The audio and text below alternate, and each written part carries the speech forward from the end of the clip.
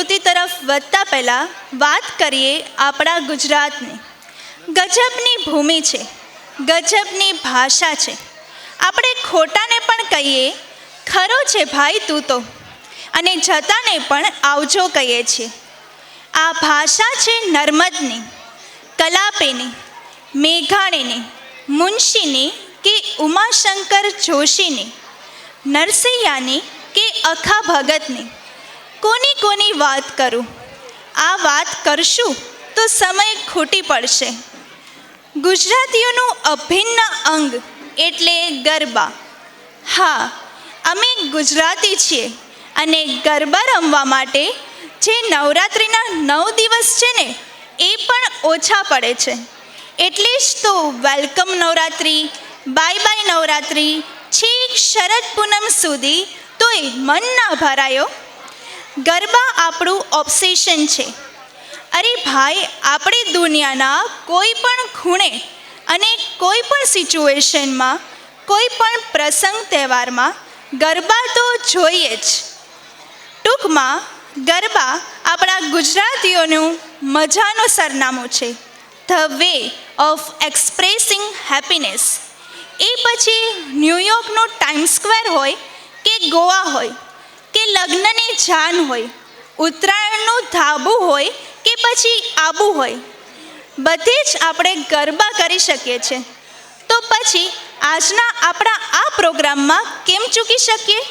તો ચાલો standard 10th English and Gujarati મીડિયમના બોયઝને બોલાવીએ દાંડિયાની રમઝટ બોલાવા. ગેટ સેટ વાવ.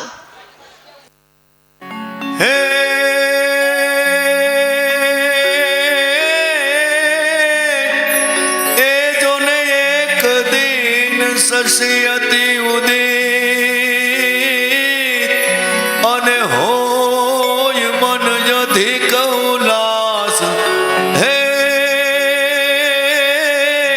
હે જોને જમુના તટ વ્રજના રસંગ, એ જેણે રચો મનોહર રાસ.